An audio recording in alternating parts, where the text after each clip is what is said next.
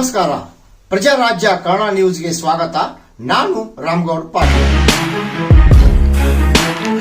ಹುಕ್ಕೇರಿ ತಾಲೂಕಿನ ಹಿರಣ್ಯಕೇಶಿ ನದಿಗೆ ನಿರ್ಮಿಸಿರುವ ಅಡವಿಸಿದ್ದೇಶ್ವರ ಏತ ನೀರಾವರಿ ಯೋಜನೆ ಪೈಪ್ ಕಟ್ ಆಗಿ ನೀರು ಪೋಲಾಗುತ್ತಿರುವ ದೃಶ್ಯ ತಮಗಾಗಿ.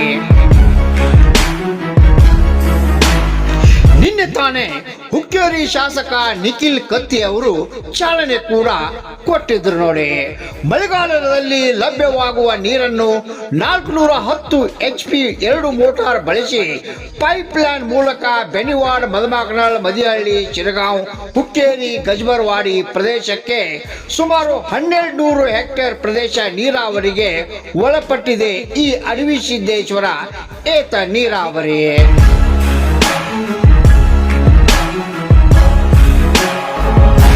ಹಿರಣ್ಯಕೇಶಿ ನದಿ ದಡದಲ್ಲಿರ್ತಕ್ಕಂಥ ಈ ಒಂದು ಪೈಪ್ ಲೈನ್ ಒಡೆದು ರಸ್ತೆ ಮೇಲೆ ಹೊಳ್ಳದ ತರ ನೀರು ಹರಿಯುತ್ತಿರುವ ದೃಶ್ಯ ನೋಡಿ ಒಮ್ಮೆ.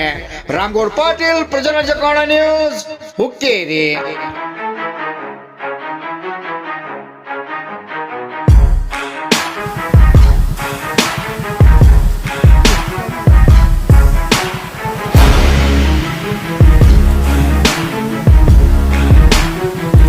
ನೋಡ್ರಿ ಪೈಪ್ ಕಟ್ ಆಗಿತ್ತು ನೋಡ್ರಿ.